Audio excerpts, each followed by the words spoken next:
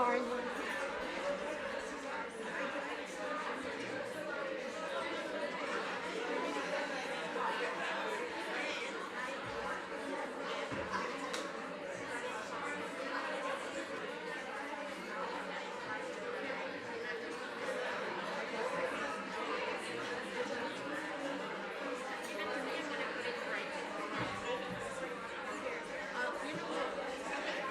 Vanessa, go ahead and ask her to come up.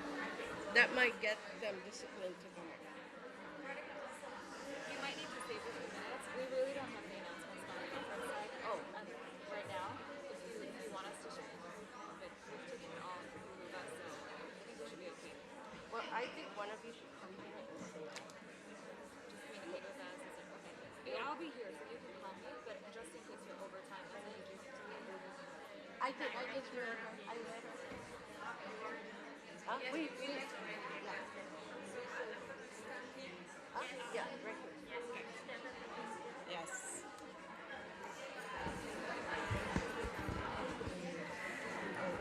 Good morning.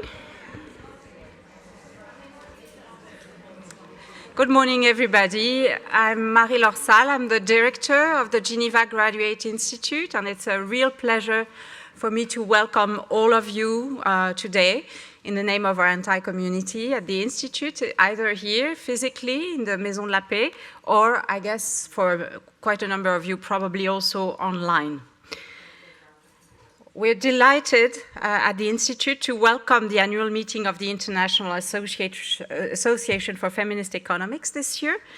And let me start by expressing a number of thanks. First, I would really like to tell our strong appreciation to our open plenary speakers today, all of whom are here, or maybe Madame Bachelet will be online, if I understood correctly. We're very privileged that all of you could make yourselves available to launch the discussions today, so a big thank you from us. Let me also thank the Geneva Graduate Institute Gender Center and its two co-directors and former directors who are also here with us today. Very, very big thank you in particular to obviously Lisa and to Nicole Bourbonnet, who have been working a lot on the organization of this meeting, but also a big thank you to the executive director of the center, Claire Somerville, and to the entire team for all the work that has been put in organizing this event this year. Last but not least, and as always, I want to express a huge thank you also to our events and comm teams who are managing seamlessly the complexity of materializing these types of events. Just for you to understand, this year we had close to 800 events at the Graduate Institute, so this is quite indeed a job that they're doing. So big thank you to them. The title of your conference this year is Transforming Global Governance for Social Justice, Feminist Economics and the Fight for Human Rights. I'm not sure of your annual meeting temporality and in particular of the time when the title was set, but maybe if we were to think of a title today, we might be considering replacing transforming by saving, as in saving global governance for social justice. One of the problems with our contemporary world is that what we feel as being solid ground at a moment in time gets fragilized with striking speed. If we think about it, national politics around the world rather have the tendency to be moving backwards and fast with respect to social justice and human rights. And as always, the first in line of these types of backlash are women. Like many of you, I suspect the recent decision of the American Supreme Court has left me full of rage and of the kind of despair that can only trigger action and reaction. Maybe somebody can prove me wrong, but it seems to me that this decision is the first of its kind, going backwards on abortion rights and on treating safe and legal abortion as a human right. This is happening in the United States of America, a country that still sets standards around the world. Just for the anecdote, in 1996, my first book was titled Exporting the American Model. And I would say that, the US is a country that still sets standards, and I would today add, maybe, unfortunately, as the standards that are coming from the US over the past decades are less and less those we need if our goal is that of a fair, free, and sustainable future. Let me quote here the last sentences of the powerful dissent text produced by Justices Breyer, Sotomayor, and Kagan. And I quote, "In overruling Roe and Casey, this court betrays its guiding principles with sorrow for this court, but even more for the many, many millions of American women who have today lost a fundamental constitutional protection with dissent. And probably not only for the many millions of American women, but many millions of women that might be on the receiving end of changes in legal text in other countries following that historical, quote-unquote, decision." I concur very much with those words, and I have to say I dissent too. So if national politics seem to be working at counter purposes with objectives of social justice and human rights, we need more than ever a solid global governance framework. And we know and we see, one day more than the previous one, that our global governance institutions are being weakened and are being fragilized. So the question for me really is, how do we transform them in order to save them?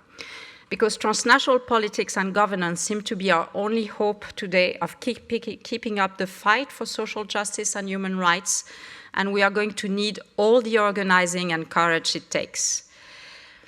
Let's be clear, the Supreme Court decision of last week was the result of 50 years of organized politics against social progress and social justice. At times, we may have become too complacent, too convinced that just rights obtained through years of struggle could never be taken back. And yet, already in 1949, in her book Le Deuxième Sexe, Simone de Beauvoir had already warned us, never forget that one political, economic, or religious crisis will be enough for women's right to be back in discussion. These rights are never definitive. You should remain vigilant throughout your life, indeed. We're entering again an age of courage. Periods of crisis are dangerous because they bring about the temptation to retrench and to restrain, and particularly freedoms and rights. And this is where we will need courage. And personally, as I said, I would bet on the expression of this courage at the level of transnational dynamics and politics. I would bet on working as much as we can on saving our global governance architecture for social justice and human rights, and for keeping the flame alive at that level. It's the only path, it seems to me, to counter the obscurantist or deviations that seem to define so many current national trajectories. I'm very sorry that I won't be able to stay with you. I have a meeting in the UN, actually, but I'm wishing you a very productive and very engaged conference. I want to thank you again for coming, and I will now give the floor to Professor Balakrishnan. Thank you very much.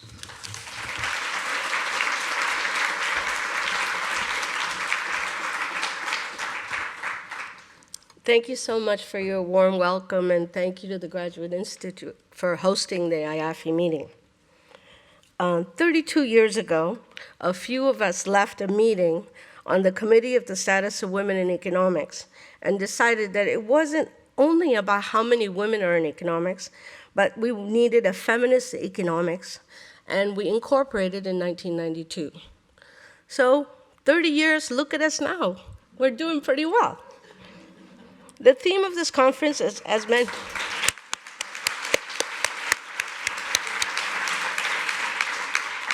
the theme for this conference, as you just mentioned, is transforming global governance for social justice, feminist economics, and the fight for human rights. The timing for this conversation could not be better. This is an incredible moment in history in so many levels and at so many different moments. The COVID pandemic, the world economy shut down at the same time. How do we even understand that, right? And we kept going. This has never happened before.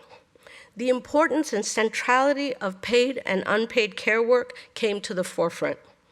People clapped for a few months when 7 o'clock, and then they forgot. And the work of feminist economists really gained a great deal of attention across the globe. And I can just say that so many of us have been on webinars during the entire pandemic talking about care work and trying to infuse the policy world with the work of feminist economists. At the same time, the pandemic and the resulting policies and consequences has brought attention for the need for global coordination and organized struggle at the local, national, and international level. The level of global inequality that has been exacerbated by the pandemic has brought attention to the normative foundations of economics.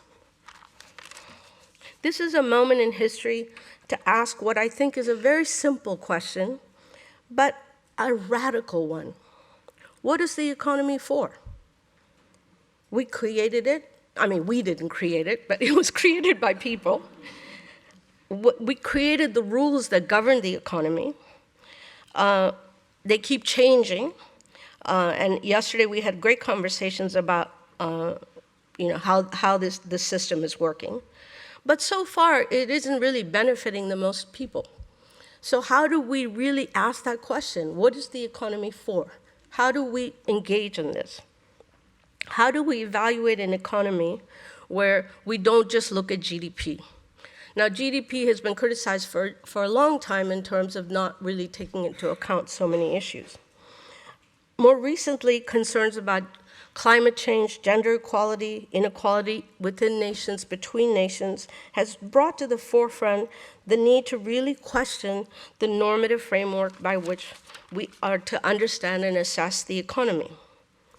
The work that I've been doing with colleagues here is asking the question, what if we were to evaluate the economy in terms of the fulfillment of human rights?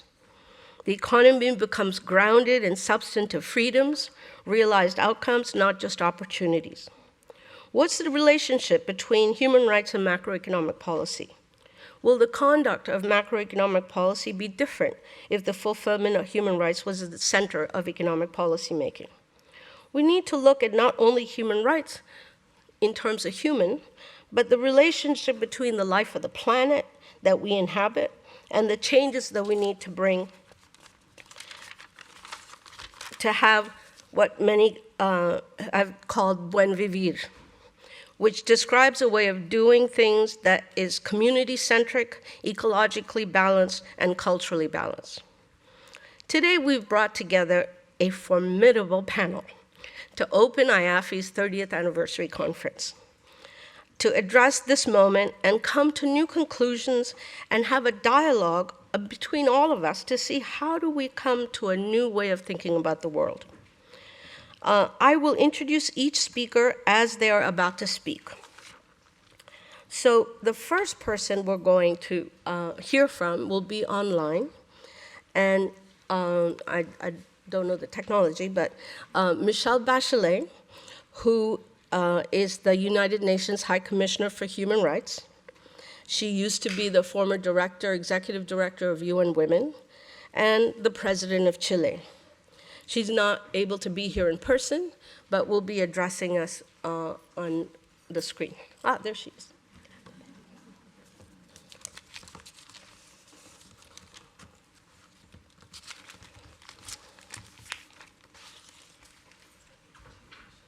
Michelle, you have the floor.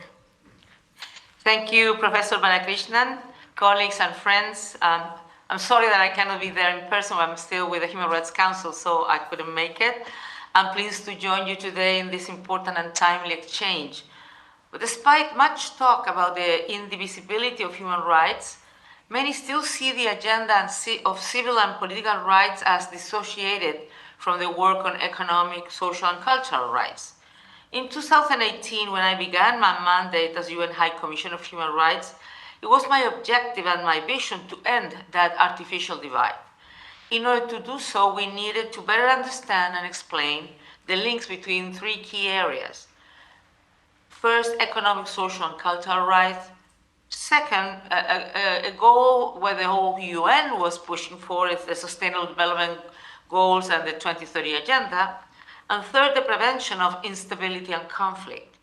Concretely, this involved a need to better understand the role of economics in human rights promotion and protection, and vice versa, and also how to translate this into actions by authorities. As a result, for more than 2 years, my office has been expanding and deepening its country-level work and partnership in how human rights can inform economic policy at the macro and micro levels. This focus on the call for what we in my office term a human rights enhancing economy is even more crucial today. The socioeconomic consequences of the pandemic, growing poverty and inequalities, debt distress, inflation, climate change, pushbacks against human rights, well, one particular pushback is on women's and girls' rights, of course, raging conflict, including but certainly not only the war in Ukraine, make it clear that we are at a critical juncture. The global economy is facing fragmentation and divergence alongside calls for reform of an international financial system that many say is no longer fit for purpose. According to the UN Global Crisis Response Group on Food, Energy and Finance, chaired by fellow panelist Rebecca Grynspan, who's there, 60% of workers have lower real incomes than before the pandemic, and 60% of the poorest countries are in debt distress or at high risk of it. With little fiscal space, these countries are navigating currency devaluation as the prices of the commodities increase. Without reform of the debt architecture, many governments will have to make the difficult decision of either paying for health, social protection, and other rights or servicing the debt. Worldwide, more people are experiencing existential famine-like conditions, facing the grim dilemma of hard choices of survival, especially between food, medicine, and education. And the multiplier effects of hunger on health and education outcomes are well documented. As we all know too well, vulnerable and marginalized groups in general, such as racial and ethnic minorities, indigenous people, or informal workers, bear the brunt of these realities. Women and girls belonging to such groups are disproportionately affected. Colleagues, your analysis of the current economic moment with its complexities, opportunities, and challenges are essential to help inform transformative economic solutions. Feminist economists have long questioned gender-blind economic policies and helped design solutions to increase equality and tackle discrimination. You have also pointed out the limits of the mainstream economic model, which is producing untenable social costs, fueling instability, and amplifying mistrust towards institutions. You are convinced, as I am, that greater collaboration between human rights specialists and feminist economists is key to building economies that work for everyone through investment in human rights. Human rights provides an essential framework for designing and implementing macro and microeconomic policies that are more fair, just, and equitable.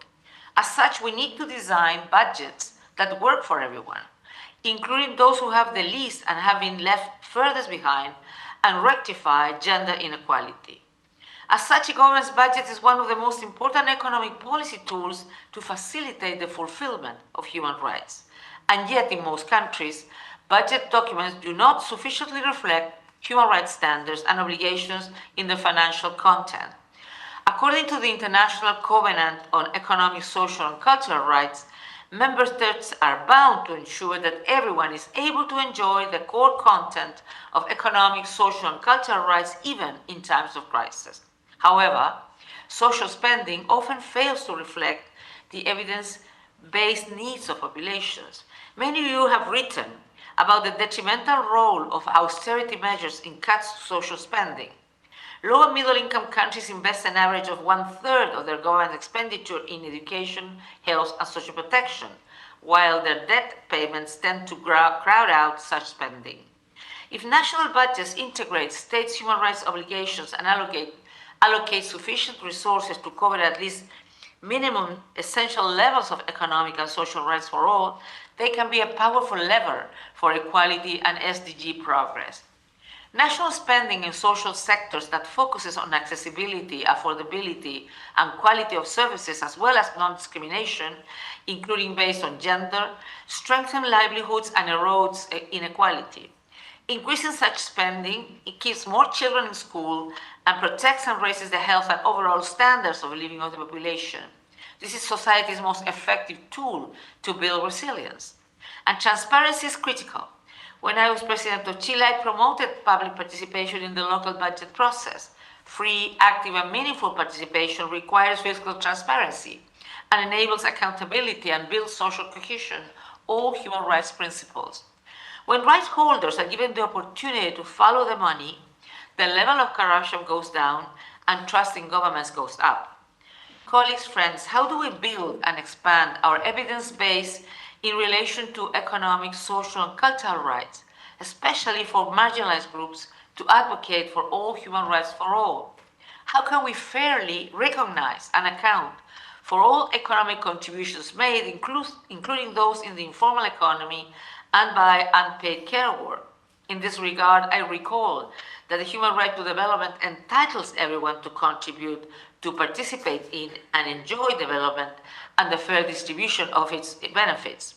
How can we better prove that investments in social spending have multiplier effect for prosperity and trust? As part of my office's growing work in this field, together with other UN agencies and with national human rights institutions and civil society, we are helping governments establish evidence-based, human rights centered, and gender-responsive social protection systems, prioritize healthcare budget, and ensure participation of women and men in communities in implementing social protection and water and sanitation measures. For example, my office worked with Southern African Development Community on its model law on public finance management. We provided guidance on human rights-based social sector investment and made recommendations on domestic resource mobilization options, including progressive taxation.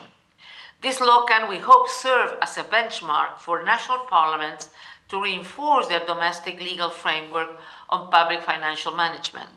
In Nepal, my office is also helping cost the minimum essential levels of the right to reproductive health care for the most marginalized women workers, including domestic and sex workers. Sex workers are willing to pay 3 to 4 times more by going to distant private clinics rather than local public hospital. The economic cost of stigma and criminalization of certain forms of livelihood options is debilitating. At the global level, my office is supporting the discussion at the Human Rights Council on the transformation of care and support systems based on human rights to make them more gender responsive and inclusive. So we need strong partnership for these efforts to yield positive results in the long term. For instance, work could focus on developing evidence-based, context-specific, analyzed by sector, of the cost of not investing in economic and social rights. Economic growth alone isn't the tide that lifts all boats. Your contributions to the limits of current development performance metrics are fundamental, whether in the area of care work, the informal sector, or the environment, and will continue to be so. The UN Secretary General is challenging the UN system to suggest additional metrics to measure the development performance of countries. He has also called on us to transform how we view and value nature. What we measure shapes what we collectively strive to pursue, and what we pursue determines what we measure. Our systems need to shift emphasis from measuring economic production to measuring people's well-being, including the enjoyment of economic and social rights. The current moment challenges us to create new models and tools for human rights enhancing economy. You are in a unique position to guide future generations of economies to contribute to a more equal and just world, and thereby transform global governance towards human rights and social justice. I'm convinced that by joining forces anchored in our shared principles, we can meet these challenges. I thank you for your attention.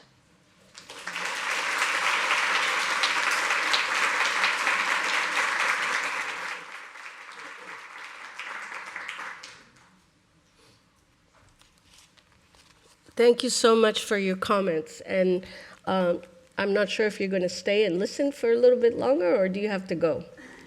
I have to go. I'm so sorry. Okay. Well, we'll tell you what happens. The next speaker that I will introduce you is Lynn Ossome, who's an associate professor of political science at the University of Witwatersrand. I never know how to say it, but at Wits. With a long history of publications and a engaged activist, and brings together academic rigor to policy and activist engagement, and is also a board member of IAFFE. So I will give the floor to you.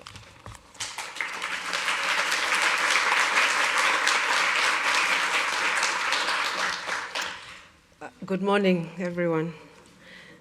So I wanted to focus my contribution on a reflection of what human rights mean in contexts where scarcity and exclusion are historical, and the implications for the majority in contexts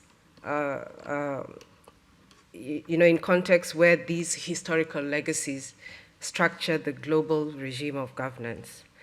In other words, what does human rights, what does social justice look like for those who have been denied the rights to rights, the rights to have rights, whether this is by the extractive structures of our economies, the massive displacement of whole populations through corporate land greed, those compelled to migrate for labor, those who live on the fringes of society, those compelled by or condemned by gendered labor structures, which preclude or do not account for a distribution.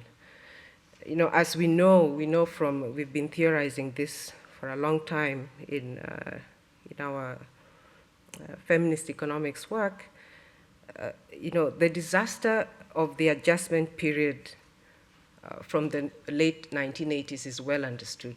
It's not a subject of debate. But this period was also actually historically important due to the intensified, we saw a very intensified demand for liberties, which included massive inroads for feminist economics. We saw a massive ushering in of women into the labor market and so on. But this opening up of political space was also marked by a diminishing of class, of engagement with class analysis. And of course, with this diminishing focus on class, there was also a failure to link oppressive social relations to this obscuring of class dynamics.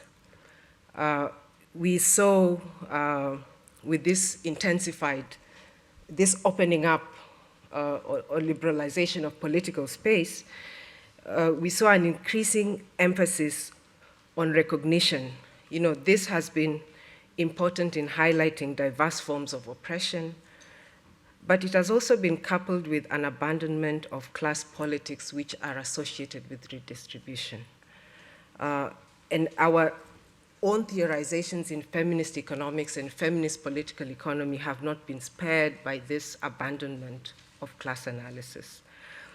This neoliberal turn was also marked by a discontinuity between civil and political rights on the one hand and economic justice on the other hand.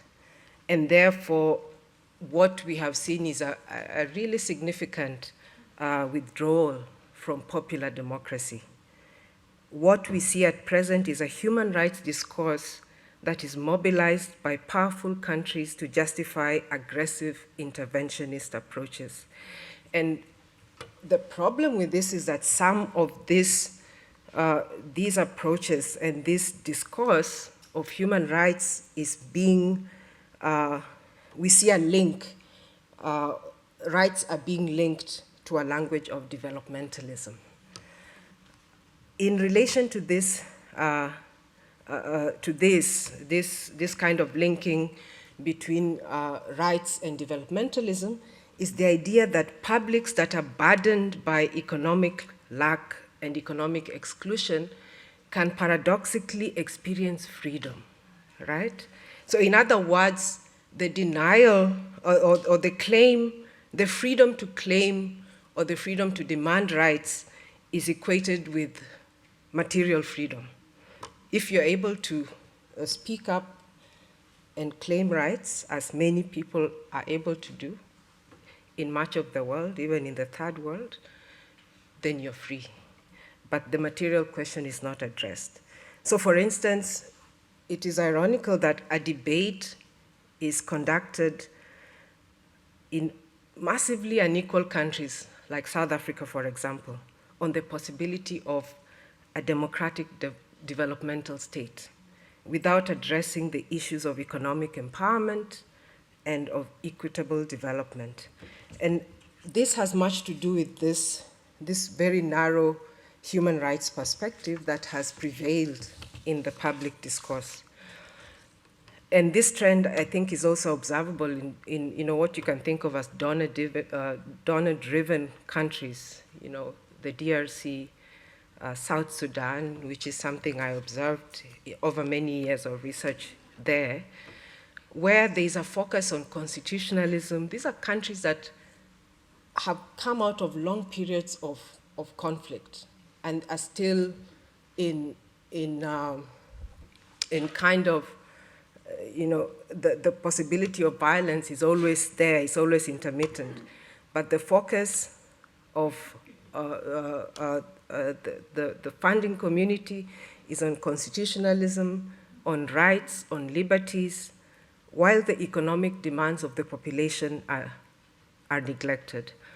And part of the problematic nature of this trade-off is in the way in which human rights tend to mask particular interests and ideological motives. And we have to pay attention to this. If Ms. Bachelet was making the point of how do we mobilize rights for those who are marginalized.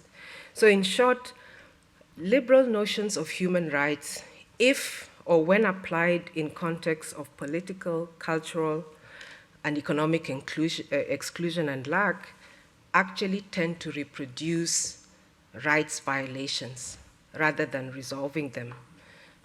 Within liberal democratic regimes, human rights tend to function as instruments of exclusion or as instruments of selective inclusion for those who have the ability to participate in unbridled consumption, which is the form of capitalism we are sitting with now, those who can sustain capitalist accumulation. So the reality is that some existing rights are being or have been constructed by the exclusion or subordination of others. There is a paradox here, which is that the egalitarian force of rights, and I'm not putting aside rights. I think those of us who care about democracy have to continue to believe in the force of rights to guarantee equality. But we have to deal with the paradox, I think, that the egalitarian force of rights is always historically and culturally circumscribed. In a sense, rights on their own have no political semiotic. They have no innate capacity to either impede or advance radical rights. And this is because by their very nature, rights operate in an ahistorical, acultural, acontextual idiom. I like to use the analogy of a room. Inside this room, you are welcome, everybody is welcome. And inside here, we are all equal. But the condition is that leave your histories, leave your baggage, leave it outside of the door. And rights, in a sense, function in this way. And we have to acknowledge that fact in order to make rights actually function for the majority, for those who are excluded.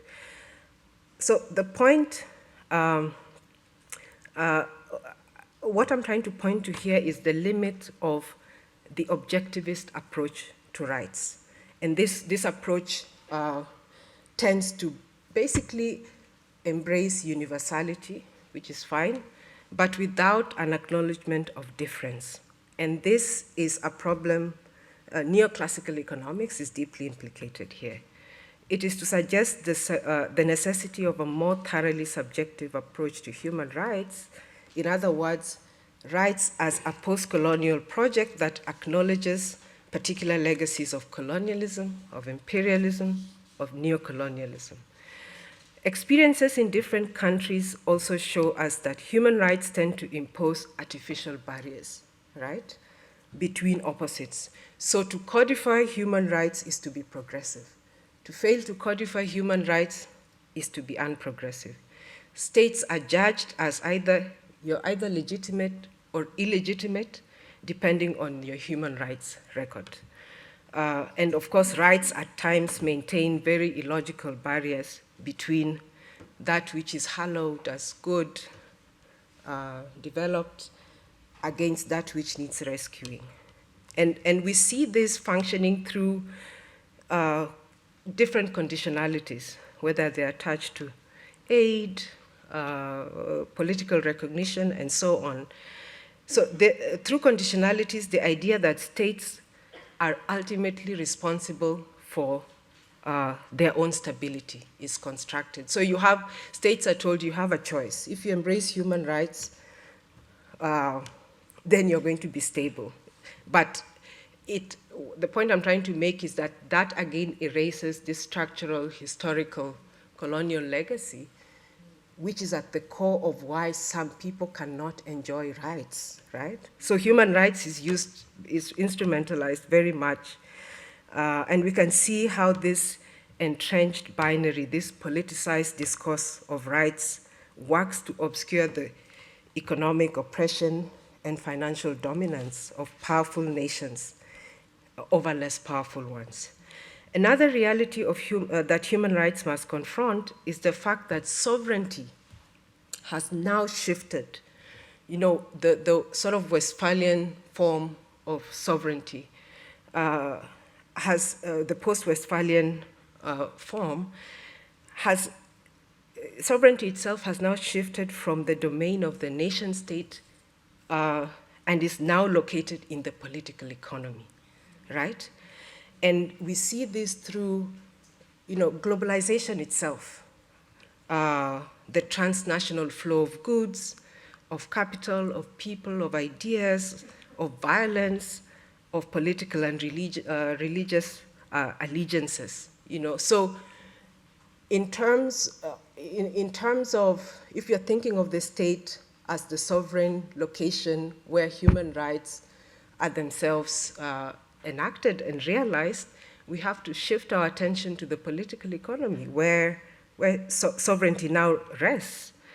So the human rights regime and the architecture around it therefore also has to respond to this crisis of waning state sovereignty. In other words, how do we respond when changes in the global political economy shifts the terrain of struggle over rights from the state to the political economy? What new questions emerge for feminist economists? For instance, we are right now compelled to reflect again on the economic vulnerability of global South countries to political changes that are happening in the US. This will be part of a broader discussion, I know, in the course of this conference. So what is at stake with this trade-off is a kind of depoliticization of human rights, where human rights are re-articulated in line with the aims of the very political and economic regimes which oppress and impoverish the communities. We can also observe that the exchange between society and state takes place on unequitable terms, right? So for the liberal Democrat, the condition upon which the citizen's wishes are granted rests on the allegiance or the adherence of the citizen to the state's neoliberal disciplining agenda. You know, so government within limits, social regulation, economic austerity, and so on. So it is therefore as consumers that individuals participate and find meaning in democracy. Others, like migrant workers, non-unionized workers, ethnic minorities, other marginalized individuals and groups, become disenfranchised by an increasingly consumer-driven society in which they can no longer participate. If you cannot participate in the market, rights become an illusion for you. So as a result of this, the gap between their subjectivities and democracy, the services of democracy, continues to grow. And this again highlights the choice between the choice between an objectivist and a subjective approach to human rights. The cost for feminists of pursuing an objectivist approach is too burdened for us, and we know this. It entrenches more misery than it resolves in contexts which are burdened by histories of alienation and exclusion. Lastly, to end, there is a paradox inherent in the expectation that the post-colonial bourgeois state, this state, on the one hand, is the guarantor of rights. It's the state that we turn to guarantee the rights of citizens. On the other hand, it is the mediator of capital. There is a paradox in the expectation that this state can constitute the locus for radical democratization, or the radical realization of equality. Because, and this is because for those whose cultural and traditional modes of production and reproduction do not fit with the logic of capitalist expansion, development often means dispossession and exclusion. So the much valorized process of decolonization, therefore, is much more about exposing the processes through which such dispossession takes place or continues to take place, and it's also about restoring the dignity and human rights of every human being, regardless of their individual or collective subjugations. Civil society actors and social movements have an important role to play in this regard, and this lies in the possibility of organizing resistance or the claim of rights around difference. And I'm talking here, difference is not something that needs to be reconciled. We don't have to sit in a room and say we have reconciled our differences. But we have to organize them as a means through which perceived, this homogeneity, this universality that neglects history, is replaced by dialogues which give recognition to the historical positioning of everyone who participates in them. So for feminist economists, with our intersectional lens, we have actually for a long time concretely insisted on difference as one of the key questions of justice, of decolonization, of development. So to erase difference in this regard means that human rights would function as a mere illusion.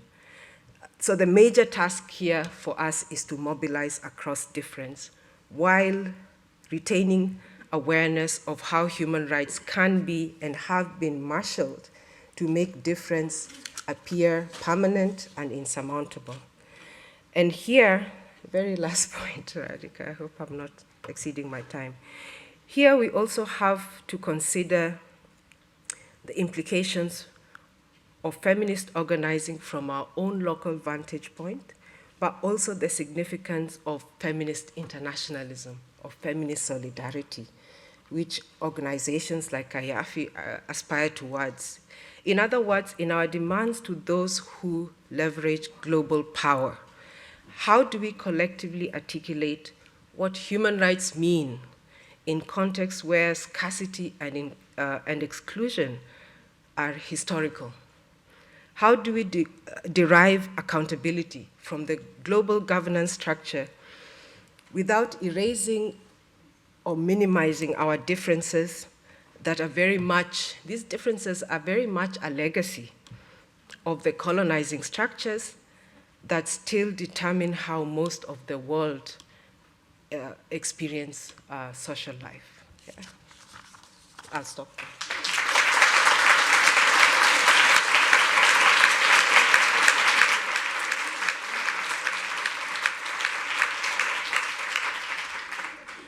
To continue on this formidable group of people, Natalia Kanem is the executive director of UNFPA, and she was the founding president of Elma Philanthropies, and for many years worked at the Ford Foundation.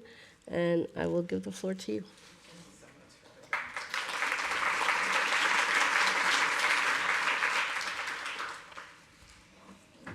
Thank you so much, Radhika. Excellencies, distinguished feminist economists, my dear sisters, my dear colleagues, I'm greeting you in peace. That is the noble purpose of the United Nations, and our charter actually speaks to peace in larger freedoms.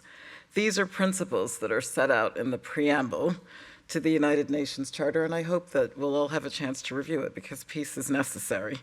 I'd like to thank the International Association for Feminist Economics, IAFFE, for your vision and your fortitude over the 30 years.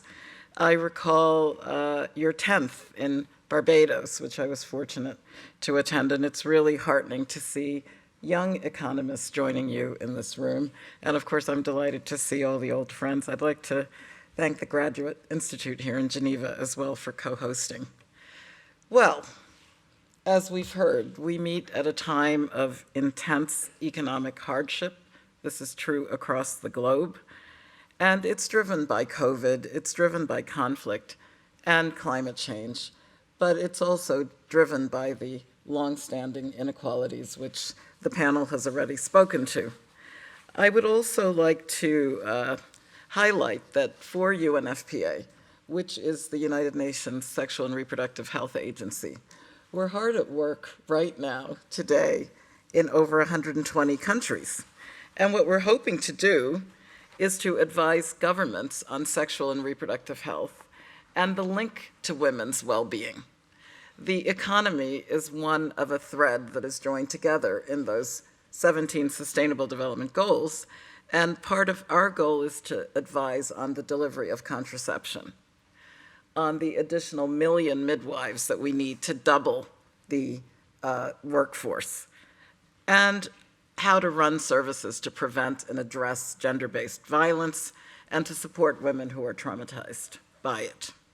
So I well know that the hard times ahead are going to be hardest for women and girls, and therefore I'm here to ask you to act with urgency in your own work and to work towards a global economy that actually enacts the primacy of human rights, that speaks to the well-being of the planet, but is also inclusive and sustainable.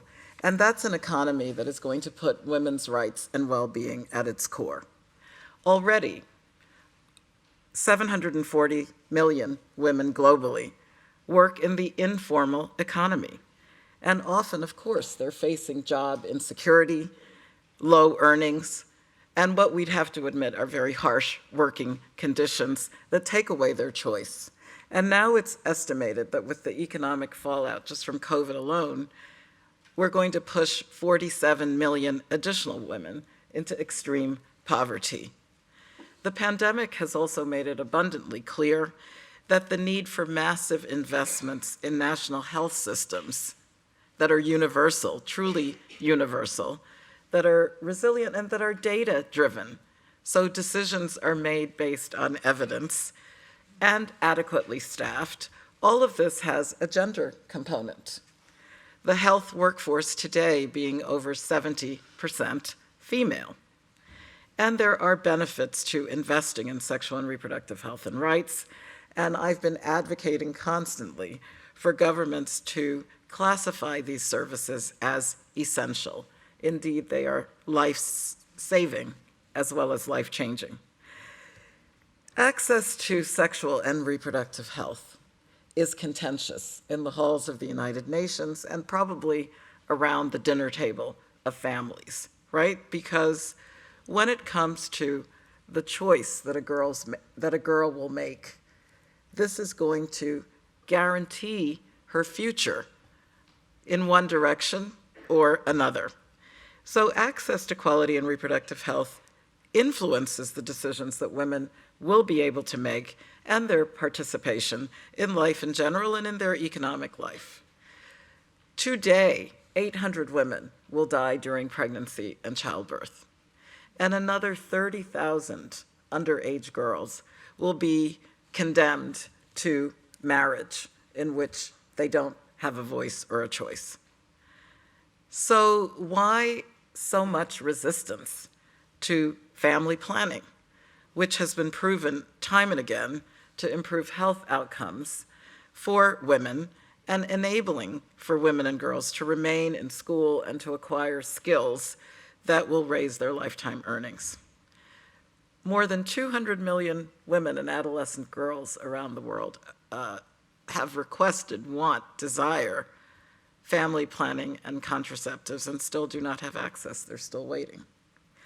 Indeed, UNFPA's 2022 State of World Population Report that we published just a couple of months ago reveals that nearly half of the pregnancies in the world, 48%, are unintended.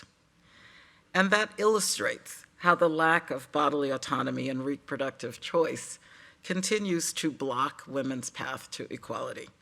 Our research also shows that delaying childbearing can have significant social and economic benefits. A recent study that we conducted in 10 Latin American countries found that women who become mothers after the age of 20 will earn an average of 26% more than a girl who delivered during her adolescence. Every girl and woman should be able to complete her education and to pursue her dreams and to make a living that protects her from poverty, which actually has intergenerational consequences. She should be able to earn a living that protects her from vulnerability and abuse, which is all too prevalent. And despite that, we see a marked decline in funding for sexual and reproductive health and rights. And there, again, is ample evidence that such investments are not only the right thing to do, they actually make sound economic sense. Every additional dollar that's invested in contraception, for example, can save a government $3 in costs for pregnancy-related and newborn care.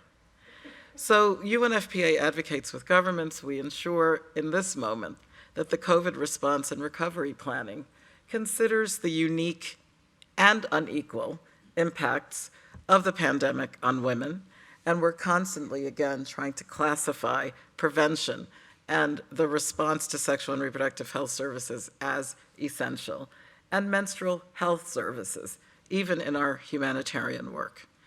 So I will close by giving you the 4 things that I believe feminist economists should do. One is to prioritize policies that support gender equality and women's empowerment, including equitable access to modern contraception, parental leave, affordable child care, and so much other social support, including shared parenting. Second, the elimination of structural barriers, the discriminatory laws, and the social norms that impede women's economic opportunities and result in gender inequalities in pay, access to capital, pensions, and other forms of social protection need to be addressed. And I've called on male allies in particular to consider their role in modeling for others what shared responsibility looks like. So again, it's really wonderful to see this particular audience because the third one is difficult but really important. Tackle statistical invisibility, right? That's another form of exclusion. So when we ask for disaggregated data by age, by location, by sex, by other social and economic factors, this would feed into our growing understanding of the intersections between sexual and reproductive health, reproductive labor, and economic empowerment. And the last one, the concepts that you invoke are so important, too important to be cloaked in impenetrable jargon. So I ask you to speak to me plainly. Thank you. So the greater the collaboration between researchers and sexual and reproductive health and rights activists and practitioners at various levels, the more we will deepen our shared knowledge and contribute more, I believe, to targeted interventions that are important to women and to women's economic empowerment. I'm convinced that we're going to win on full equality. I am determined to do my part on full human rights.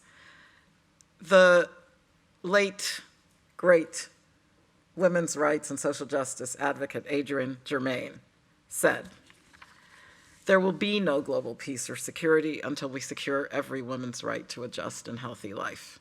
These are imperatives in their own right, and also the building blocks of stable societies and growing economies," end quote. So I look forward to working with you. I look forward to seeing a world where civil society, feminist movements, and human rights defenders turn the tide and ensure that every woman and girl lives in dignity, enjoys her full human rights, and charts her own destiny. Thank you very much. Thank you, Radhika.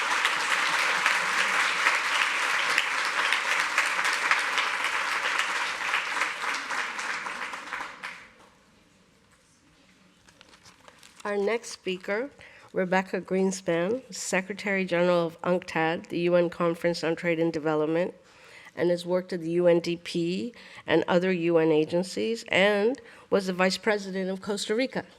Rebecca Grynspan.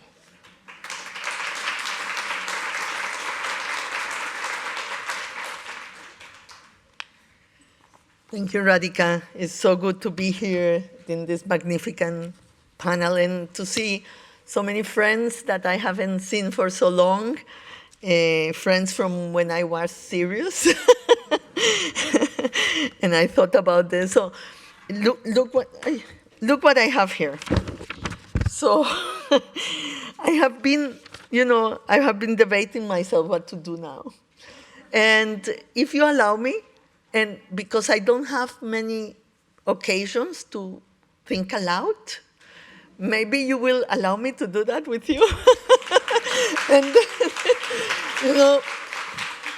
having heard what I have heard, to try to share what I'm doing and some of the thoughts that came when I was listening, yes, to you. So I won't follow my text, and maybe I won't be so structured, but I think that maybe that's what I should do now.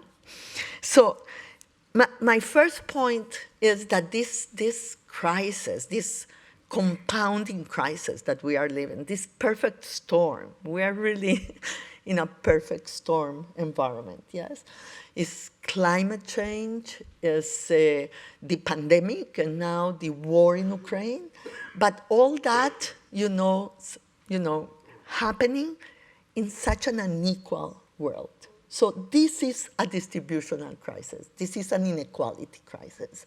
And we have to, doesn't matter what the axis we choose, inequality is at the bottom of it because it makes us more fragile, and because the crisis, the global crisis hit us harder, and because it takes us much more to recover, and because we lose so much, So on one of the points that you made, Radhika, I think, is that, if we lose in 1 year of a pandemic, 20 years of progress in poverty and inequality, yes? And in human rights, in human access, in human equality. What we call progress was a mirage, yes? So here comes one of the points that was mentioned, that is, GDP doesn't measure anything anymore. Yes, it doesn't.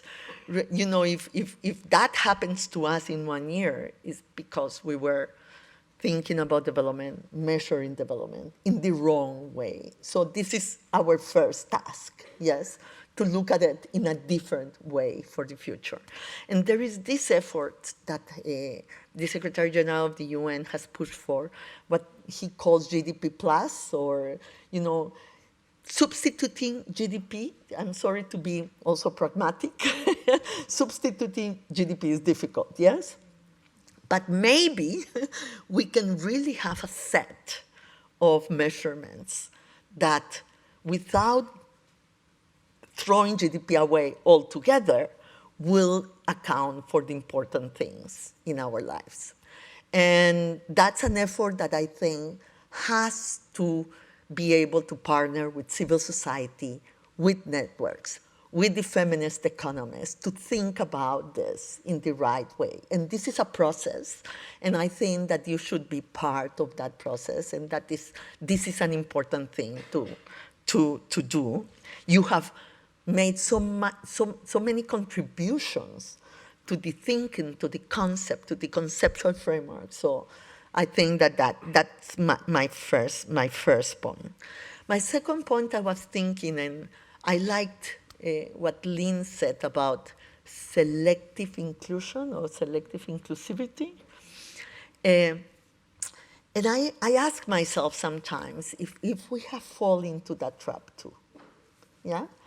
If, in a way, can we, push, for, in the feminist movement, yes, if we can push for gender equality without looking at all the intersectionalities, at all the inequalities in society structurally, without partnering with others in the fight for equality in a more global way. I don't have an answer to that. It's not an easy answer, yes, because the truth is that we have been able, in some instances, to advance gender equality even in very adverse frameworks, yes, not only for gender equality, but in general. So we have to do that. But at the same time, embracing the push for a more equal society across the board in what now it is called this intersectionality part. I think that is very important for us too, and we need to think about it. And the truth is that there is no agreement between us, yes? This is a discussion that we have to have. And I found myself many times, meeting different parts of the feminist movement in different countries with a deep polarization in this issue.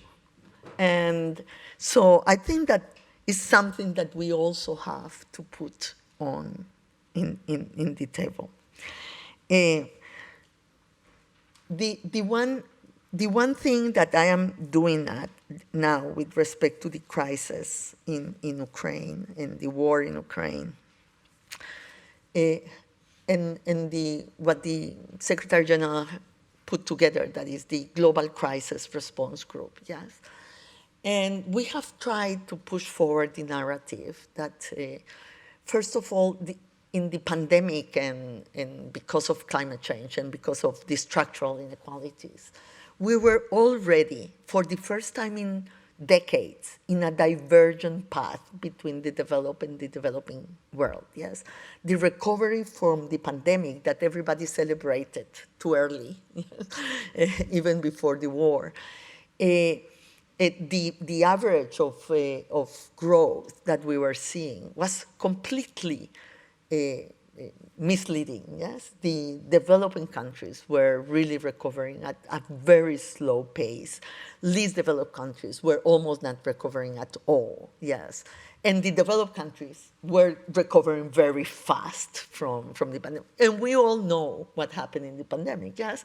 The unequal access to vaccines, the unequal access to resources. It was striking, yes? And the effects from that also, and the impact was also unequal in the sense that, for example, all the money that, and we celebrated this because it was more unorthodox, yes, all the money and the expansion in the monetary base from the developed countries that helped them recover much faster was hitting negatively the developing world, yes. Now, when interest rates are going up because inflation and trying to deal with it only from the monetary side and not from the productive and bottleneck side that we see in the production side, is hitting again unequally the developing countries, but they didn't expand anything, you know. If the trillions of dollars that were expanded by the developed countries were not at all done in the developing countries. But to fight inflation, that part of it was because of that expansion, those interest rates are making unsustainable the debt and completely stopping the recovery of the developing countries, yes. And so in this context of divergence and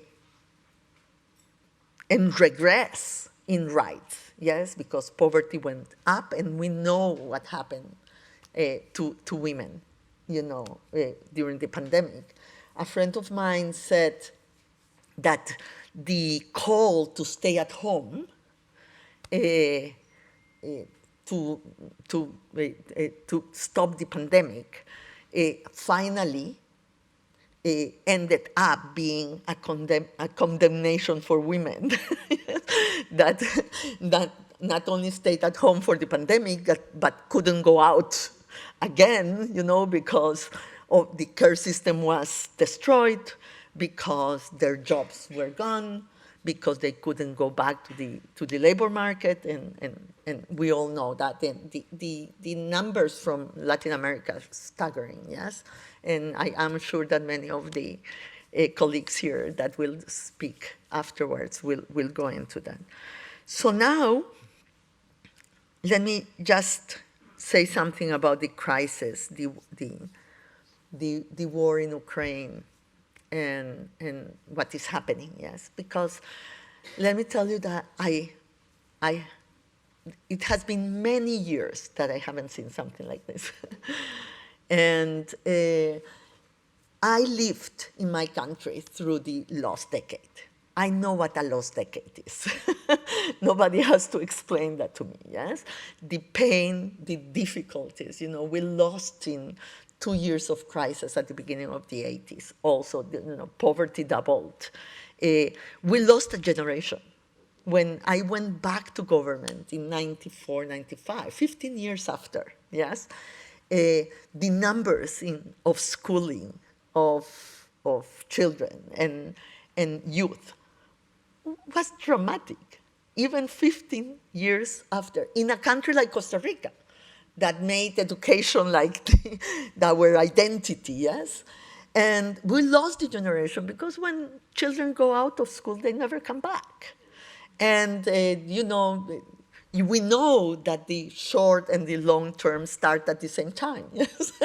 So those decisions that are taken in the crisis, you never recover. For 2 decades in Latin America, for 2 decades, we didn't go back to the indicators that we had at the beginning of the crisis. Yes, we recovered the indicators in the economy in 1 decade, but the social indicators in 2 decades. Because we know that when we go down, poverty and inequality, increases a lot, and when we go up, it's a very slow recovery. Yes. So what we are seeing now with the crisis, according to the research that we have done, is this combination of we ended up with 94 countries that are severely exposed to one of the dimensions of the crisis, to the food crisis, to the energy crisis, or to the finance crisis. 94 countries are severely exposed to one of these dimensions. And we know that these are interrelated, yes, that you can get to a food crisis because of a financial crisis, like happened with Sri Lanka, yes, or that you can get to a food crisis, through the energy lens because of fertilizers and energy so important for agricultural production. Yeah. And because this is a cost of living crisis too, yes, families are starting to have to decide, if they skip a meal, take the child out of school, or, close the family business. They are having to do these hard choices. And governments too. The government of Ecuador, yes, is financing half of the imports of fertilizers in the country. Half, yes? They cannot do anything else. They have no fiscal space to do anything else. So when we talk about social protection and social justice during the emergency, they have no space to do that anymore. We are pushing for the social protection, agenda precisely in this crisis. Yes, it's the most important thing probably that we can do in the emergency. But the governments don't have the fiscal space to be able to do that. So the other side to the exposure to the crisis is the weakness to cope with it, because obviously Europe also is going through an inflationary cycle, yes? But they can cope with it. But these 94 countries, and probably more on the line, they cannot cope with it, yes? And the international financial institutions that have the money to try to prevent this domino effect, yes, they have it. They are not acting because this system, we know that the system is not fit for purpose. We know that, but also they are not using not even what they have to be able to cushion the blow, yes? They have the SDRs. We are pushing for a new emission of SDRs, of special drawing rights. They did that last year. It's true that the distribution of the special drawing rights is very unequal. We know that, but still is a lot of money for the developing countries that they cannot get in any other form, and they are not discussing it. They are not discussing the debt problem. They are not discussing the problem of restructuring debt in a serious way, yes? And if they don't, so we will have really a generalized crisis. The IMF says that 60% of the low-income countries are already in debt distress or at the brink of a debt crisis. So we are really in a very, very difficult moment. And we need voices to push for a different solution.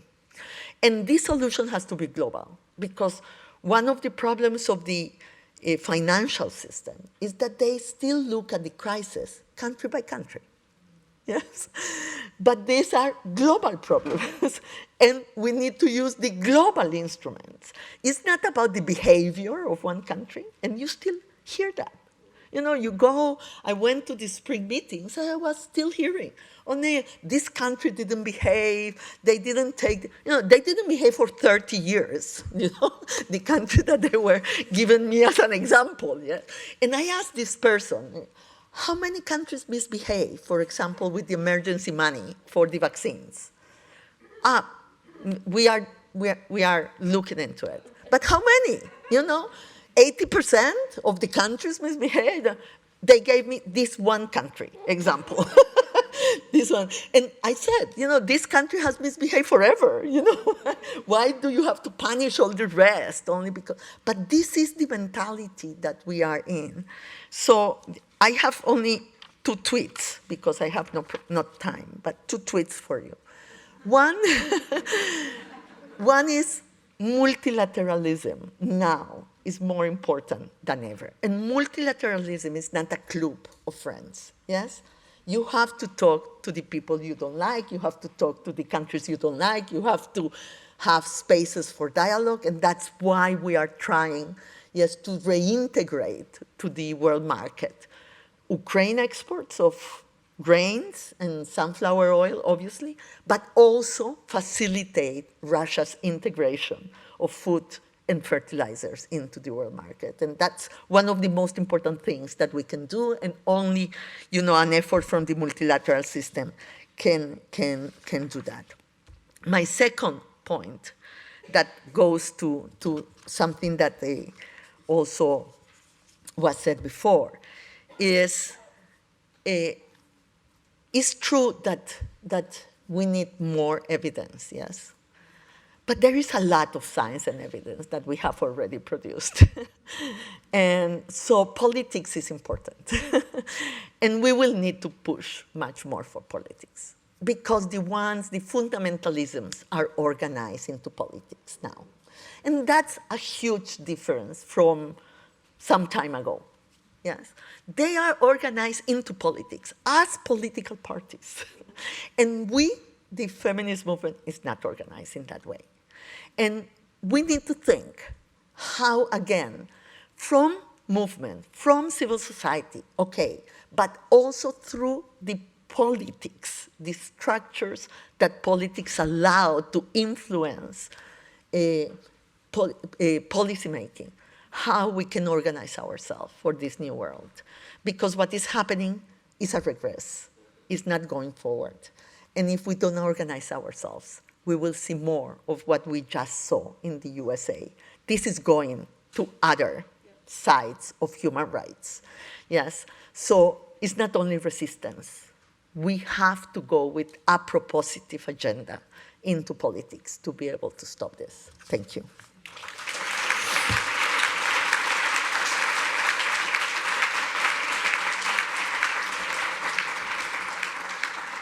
Well, I think the call for organizing is a great segue to our next speaker. Elizabeth Tang is the General Secretary of the Domestic Workers Federation and was the International Coordinator of the International Domestic Workers Network and was the Chief Executive of the Hong Kong Confederation, of Trade Unions. Can't read my handwriting.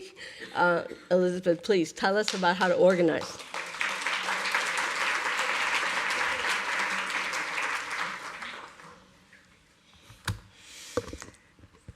Good morning.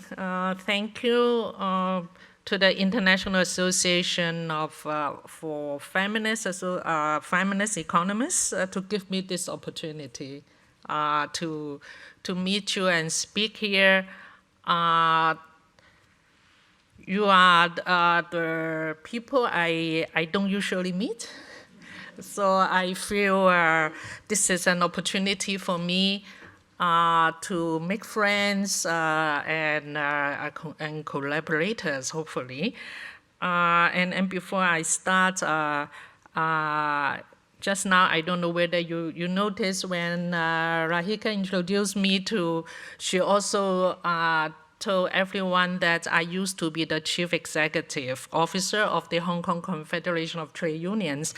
I want to talk about this because this trade unions doesn't exist anymore. Yes, I have spent more than 20 years to build it up, but then it was forced to dissolve half a year ago because of the pressure of the Chinese government. So those who have been following news in Hong Kong will have heard about what is happening to the civil societies, including trade unions in Hong Kong, that they have to disband because of the political pressure. So the product that I have spent my first 20 years of activism to build doesn't exist anymore. But fortunately, in my last 10 years, I have started to build the International Domestic Workers Federation, and this is growing.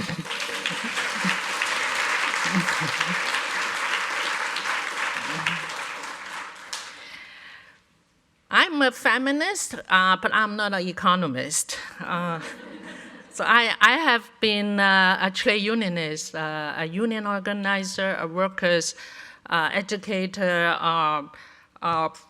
since I finished my my university education, and I think the reason of Radhika to invite me here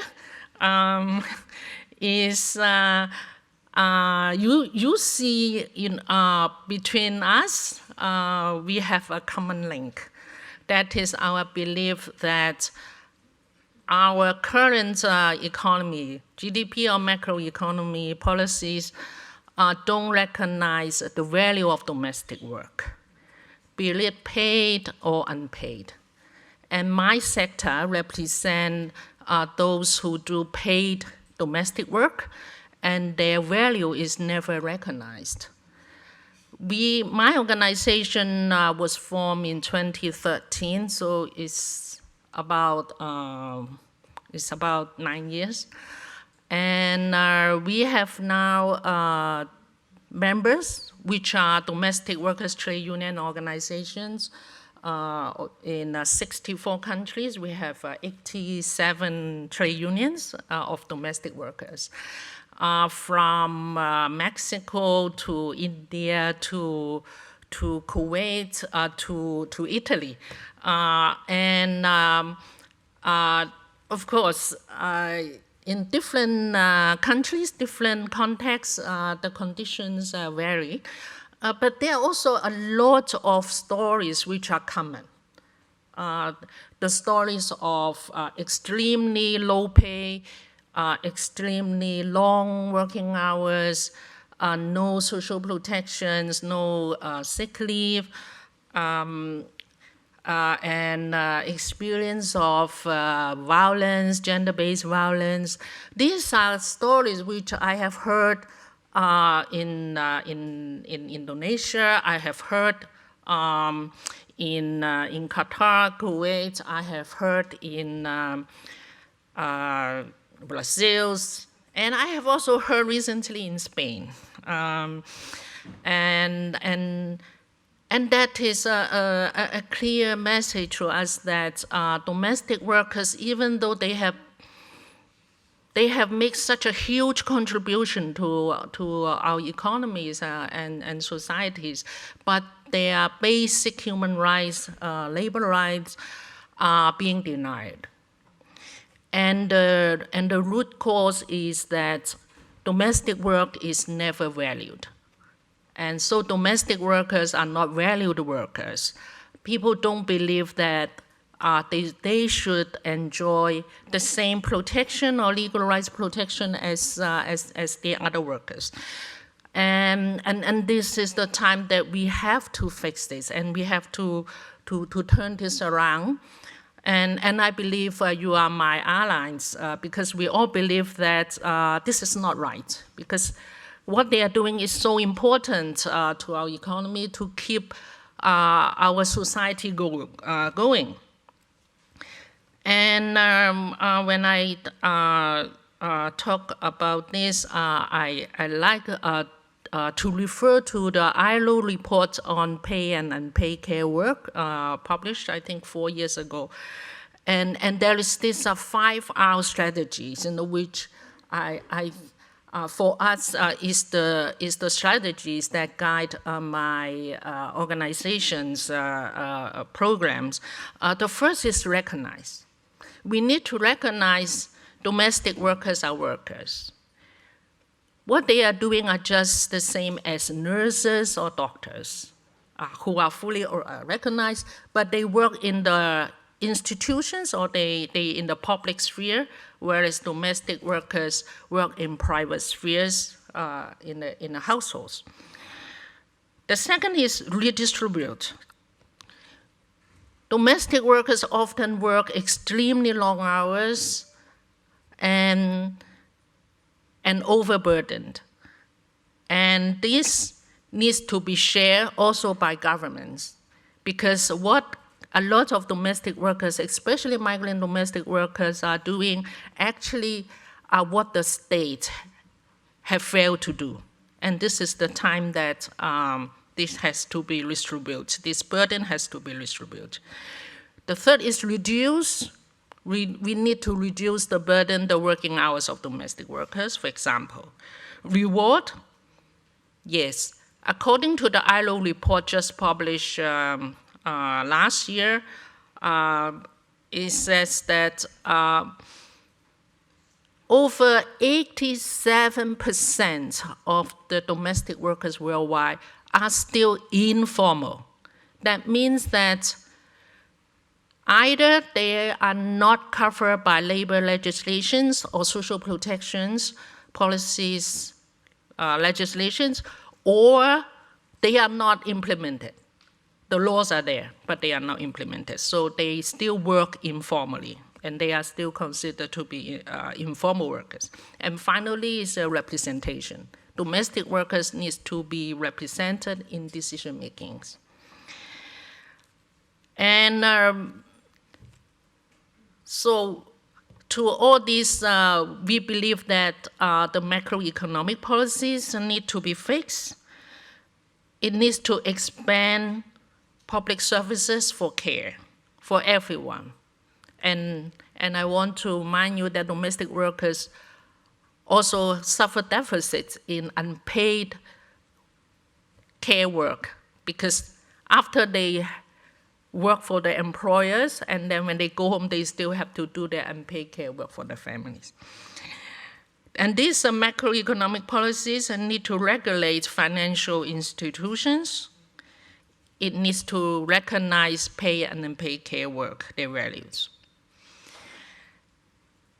Unfortunately, until today, there are no statistics which reflect the contributions of care work, care economies.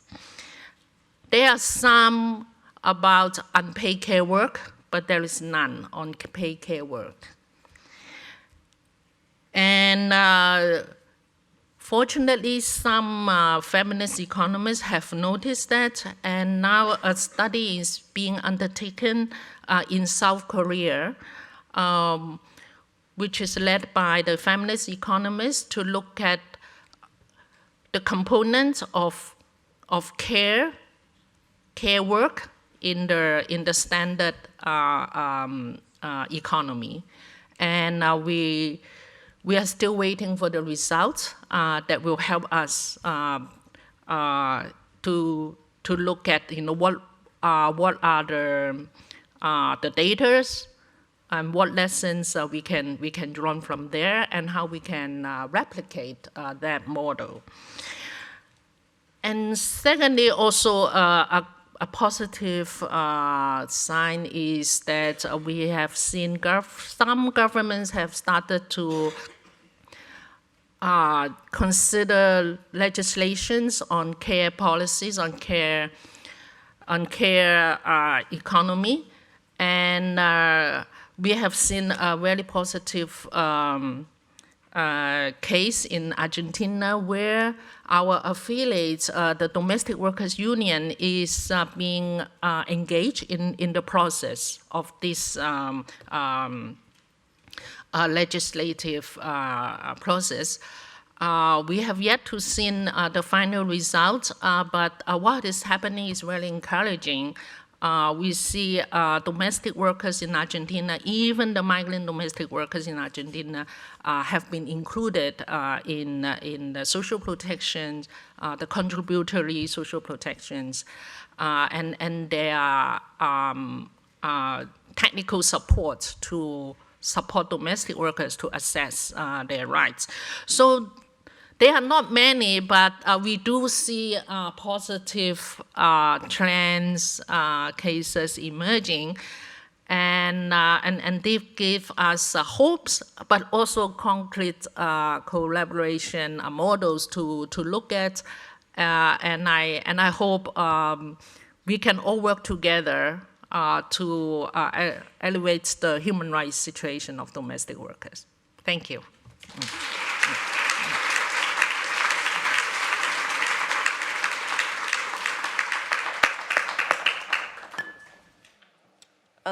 So we don't have a lot of time left. I thought we would have more. And I was going to summarize all the different points, but I think I'll not do that. And really, I think we've been challenged at so many levels of things that we need to look at and think about. And I think it was an incredible conversation that just took place with the 5 speakers. So in the 15 minutes that I have, I want to open it up first to people in the audience.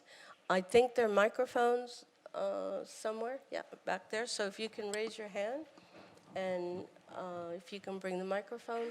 And keep your comments and questions short. And what I'll do is I'll take a few of them and then get responses from our speakers. Hi, I'm Jennifer Olmsted. I want to thank Radhika. This was an amazing panel, and I really appreciate that the panelists talked about colonial legacies, sexual and reproductive health and rights, the macroeconomy, care, labor, and workers' rights. These are all central. I wanted to throw out a question to the panel, though. I just came back from Lebanon. The official exchange rate in Lebanon is 1,500. The unofficial exchange rate is 28,000. And so when we're talking about food crises, we're talking about, like, there are countries that are about to collapse from the financial weight of this. And one thing that was not mentioned, and I think it's really important, is human mobility. And in the Arab region, you have massive numbers of refugees, and the West is not opening their borders to those refugees. So I wanted to ask the panel your thoughts on human mobility, and I think relatedly, I was surprised to hear no mention of militarism and war, because obviously Ukraine was mentioned, but that's not the only site of war. And in fact, we know that the 5 permanent members of the UN Security Council are the biggest exporters of arms. So I think militarism, the border controls, I want to hear a little bit from the panel, if they would mind, on those 2 issues. And I think it gets to the issue of care, labor, and mobility as well. So there's a lot of, we can link it back to a lot of other issues. Thank you. Thanks, Jennifer. Thank you. The brilliant panel. Is it working? Yeah. Brilliant panel that actually made several interesting points, particularly a young scholar like me. I learned a lot. I want to make one point here that actually when we are looking at the women issues, I think we are somewhere lacking to contextualize a women in a particular context. It's important to look at the international and global or even macro level, but what I am trying to say that a woman in India or it's not a woman in US. So actually that differences at the global level, situating a woman where, even if the problem remains same, but situating a woman in a context specific is lacking in the discourse. So if that can be done in some context, like in a sense, I at least I don't know the context, like where we are actually looking, that how we are situating a woman in different context, even the problem remains same. So that's an idea, if that can be nurtured a bit, that would be interesting, I found. Thank you. Any others? Diane, right down here.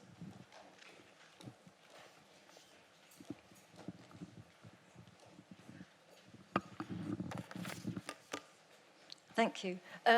Diane Elson, University of Essex and UK Women's Budget Group. That was a great panel, and I think I learned that the fight for human rights is a fight for how rights are articulated. I think Lynn made this point very well as how they're realized.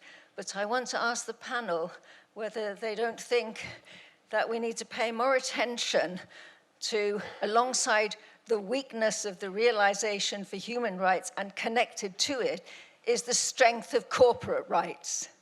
And corporate rights and the strength of corporate rights and different kinds of cooperation is at the heart both of the kind of crisis we find ourselves in and also the many barriers to the realization of human rights. I'll take one more and I'll give it to the panel. Anyone else? Okay, back there, I think. The light's hitting my glasses, I can't tell.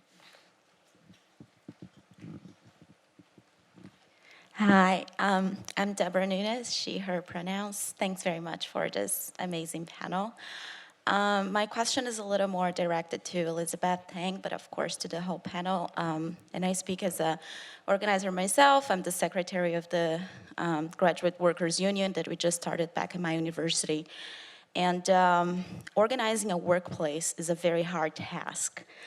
And I think that in everyone's speeches, amazing speeches today, we see this need for bringing workers to the forefront and finding that solidarity and bringing our voices closer to political environments and stuff like that. So my question is about how to deal with this huge challenge of organizing local spaces, but at the same time bringing international solidarity and all of the questions that are local and at the same time global, and how to deal with this huge diversity of women and as workers in general. So thank you. Great. And since I have the mic, I'm going to ask a question myself. I mean, I think one of the things that came out in all the discussions this morning was, I think as you brought up, the need for organizing at the ground, meso, and global level. And my question is, how do we do that?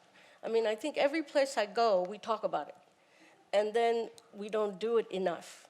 And so are there ways, since we have here a range of people who work at different levels, what are the barriers to being able to speak the language that is not codified in jargon, work with each other to enhance something? Because we all, as everyone said, we're in a crisis.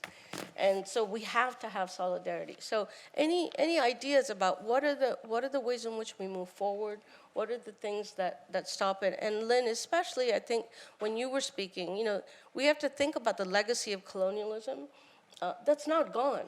I mean, so, the kind of economic colonialism that keeps going. Yesterday we talked about extractivism and all of these things. So how do we pull that all together? I mean, it's a hard question, but I think this is the moment where we can start thinking freely and maybe just out of, as you did, Rebecca, just let's think out loud and see what we have to say. So, Lynn, I'll start with you. Thanks for these reflections. Is it Jennifer's question, and also Diane. I did speak about this shift of sovereignty from the nation state itself to the political economy. I did speak about, the movement of not just people, the movement of goods, the movement of ideas, and of course, the compulsion behind this, or the force, what is enforcing it, is violence. We are living in very militarized society. The liberal democratic form itself inherently has tended to produce violence precisely because it cannot deal with these legacies. It just has not had the ability to deal with these legacies. So we are, I think we have to, our struggles have to take seriously the fact that we are seeing problems manifesting locally that are not produced locally. And I think, Rebecca, you mentioned it. We need an internationalism, but we need also a multilateralism. There is no other way to deal with these things. I think we have to speak with those we like and also those we do not like. But I think we have to concretely shift this, because even the aspirations of of ordinary people has shifted from the idea that the state will save you to the idea of some amorphous global power that will save you. That's what we're dealing with. And so our struggles have to shift to that in the political economy. Radhika, on the question of jargon, I appreciate that. I mean, I know that I do fall in that trap many times.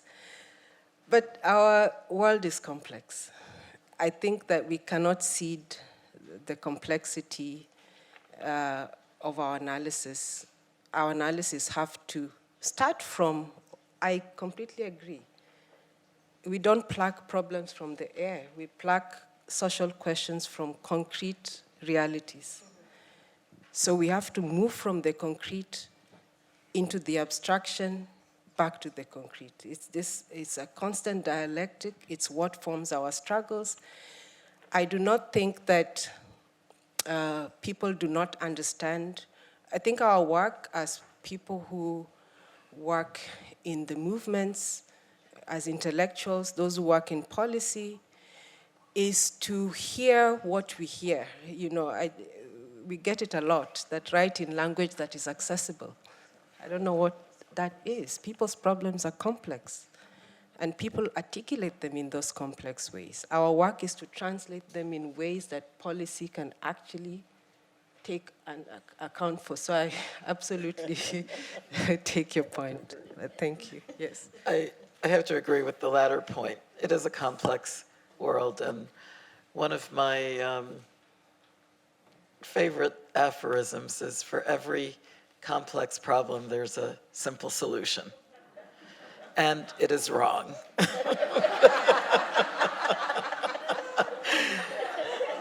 Look, I wanted to say a couple of things. Diane raised this issue of corporation rights. At least that's what I interpret. And it's very true that the power of corporations is intensifying. We live at a time where so many people did not make money from the COVID pandemic, but those who did saw astronomical increases. From the UNFPA standpoint, in particular, #BodyRight, please sign the petition, speaks to the issue, which also, when you mentioned about situating women in their own context. Women and girls right now are in a post-pandemic context where technology can be your friend or it can work against you. The issue of body right is to take back power from corporations, which can profit from my little image being distorted, abused, name-called, and on and on. And what I want is for girls to be able to learn online. That's what's going to have to happen, even if it's a simple cell phone. So if you're being intimidated and stalked and called out of your name, et cetera, bodily autonomy is being violated, and it feels very personal. It's a depression-inducing, actually mental health consequences. So we're asking technology corporations to respond when someone objects to the abuse of their image. Hugely expensive and difficult to get that lie, that pornographic image, whatever it is, taken down. So we have to ask why profits are being put in front of the human rights of someone where the virtual environment is the real environment. So this is the discussion that Body Right tries to explain. I wanted to also just say quickly on the issue of migration. Migration has a female face. In Moldova, talking to Ukrainian refugees, 90% of them are women with their children, right? And for the chronic, protracted, under-attended to violent conflicts that we have all over the world, as well as drought, flood, famine-induced human movement. Back to the point about situating women, no one asks women what it is that they want. How would you run a refugee camp, et cetera, et cetera. So I think in this recent era, with the leadership of UNHCR, the Refugee Agency of the United Nations, the genderizing of understanding what is a safe space for you, what is the language that you wish to be addressed in, you know, because so much of the issue also is when you move from point A to point B, linguistically now, you actually are operating in an environment where you can't communicate. For me, midwives are the answer to so many of the world's problems. They're my personal heroes. I'm a physician myself. But midwives speak the local language and the local culture. So in Afghanistan, for example, where girls have to go back to school, I mean, this is their human right. Midwives are able to be a mediator in a different way. They provide a concrete health service, but they're also very astute. They're people who can triage and prioritize, and so many other things that a domestic worker also does and is unheralded. So for the question that Radhika places on how to do this, to me, this is part of how you do it. And I'm very pleased that Elizabeth joined us, because I think even as economists, asking people outside your sphere who do not have the training that you have is part of informing yourself as to what's going to work and what's not going to work. Thank you.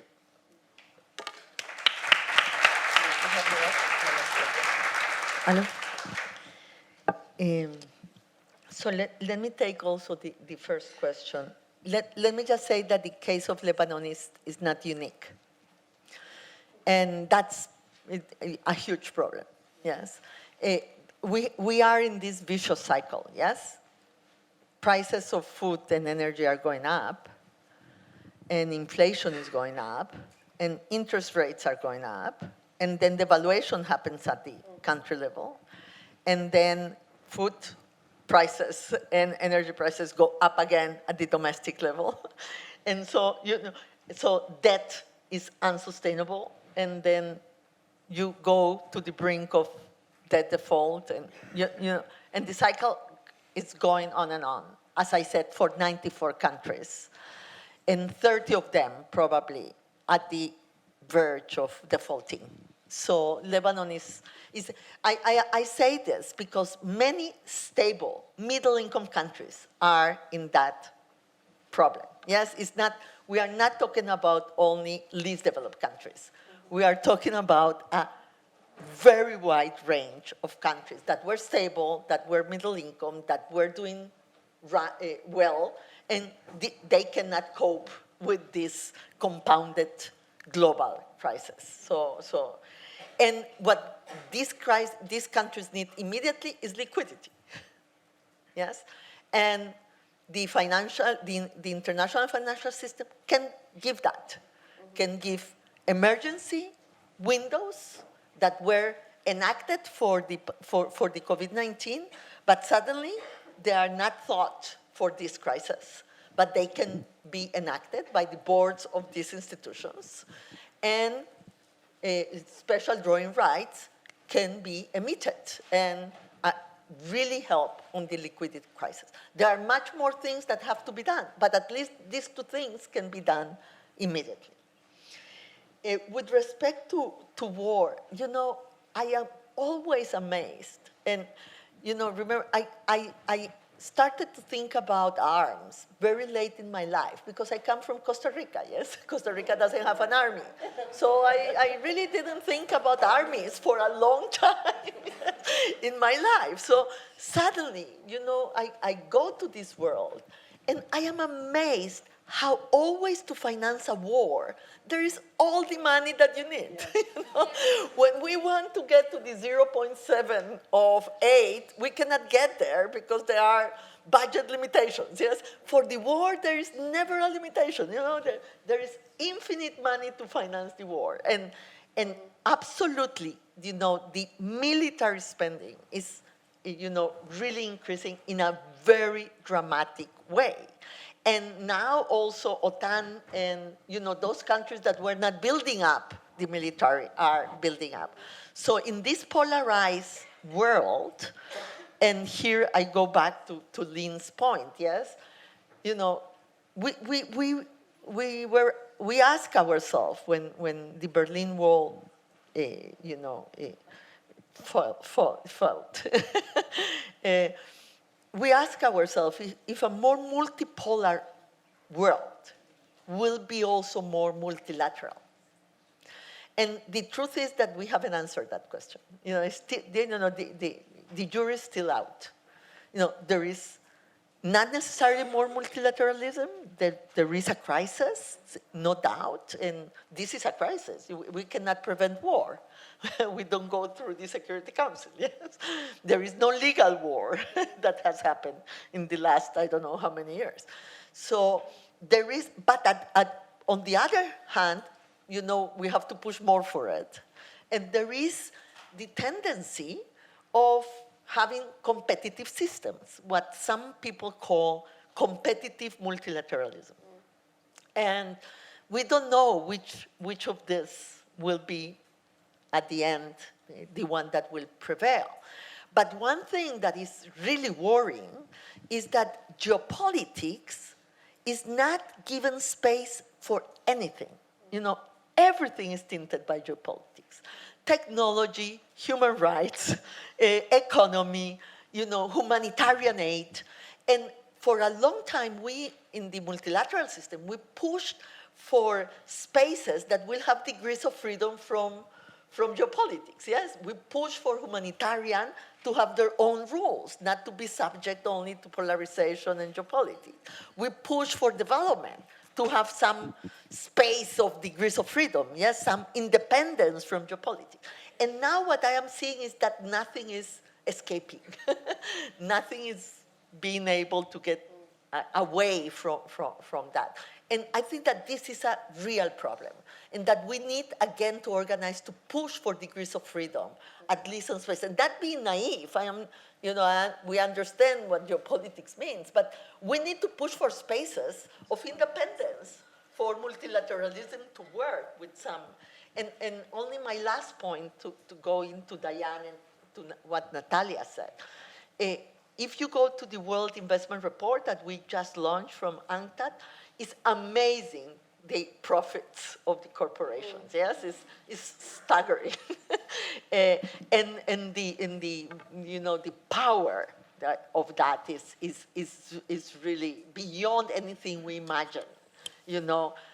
Having imagined multinationals many times, but is really more than we have ever seen. And here there is the problem of regulation and taxation at the global level. Absolutely. And we have to talk about, again, the regulation. We need to regulate stock markets, for example, now, because of the financialization of the grain markets. A lot of the prices is because of speculation and hoarding. Yes? We could regulate that, and we are not doing it. And the same with respect to taxation and this, obscene profitability of some of the corporations. Okay, Elizabeth, a quick response, because we are in Switzerland and we have to end in time. Yes, I'm aware of that. Unfortunately, Lebanon is my favorite topic. 1.5 minutes. So we will leave it to the next conference. Because we have been organizing migrant domestic workers there for a few years, and what we have been able to build up, even though it's really little, but now has completely collapsed, because of the economy, and then people are leaving, and the migrant domestic workers do not have employers are leaving, so it's a complete disaster, and even my colleague is leaving. So, anyway, we will need another conference on Lebanon. And organizing, yes, it is very difficult. I don't have the perfect formula how to organize locally and globally. We are still searching for it as we do it, but we strongly believe in internationalism, so that we don't say this is Asian culture, this is Africa, this is Latin America. There is universal standard of human rights, universal standard on gender equality and labor rights, and that is what we have to support and strive for. Thank you. Thank you, Elizabeth. But before we close the session, I have to do my job of thanking several people here, and then we can talk about the panel. First and foremost, the Geneva Graduate Institute and the Gender Center. Emmanuelle Chauvet, I don't know if she's here, Vanessa Gauthier-Vela, and Elizabeth Prugel, who's sitting here, I can see. We also want to thank the Hewlett Foundation for helping fund for a lot of this conference, the Frederick Ebert Stiftung Foundation, and who's both were on the logos, but very importantly, UNRIST, who is also supporting our conference, and especially the lunch tomorrow that we're all invited to. And I want to personally give a shout out to Francisco Cosmontiel, who not only has given us help in terms of funding, but really was the person who helped find us places to go and do all of this. So this is my personal thank you to you. And we have travel grant donors. We have the list of all names, but I know we're out of time. The IAFFE Program Committee, the IAFFE Paper Selection Committee, the Pre-Conference Mentoring Working Committee, and the Travel Grant Committee, and the IAFFE Board. And last but not the least, our staff of IAFFE, Andrea Collins, I don't know if she's here, Jihi Jolly, who's there, I see her. And Katie McNamara and Milena Den, who without their work, this conference would not have happened. So thanks to everybody, and a round of applause for our amazing panel.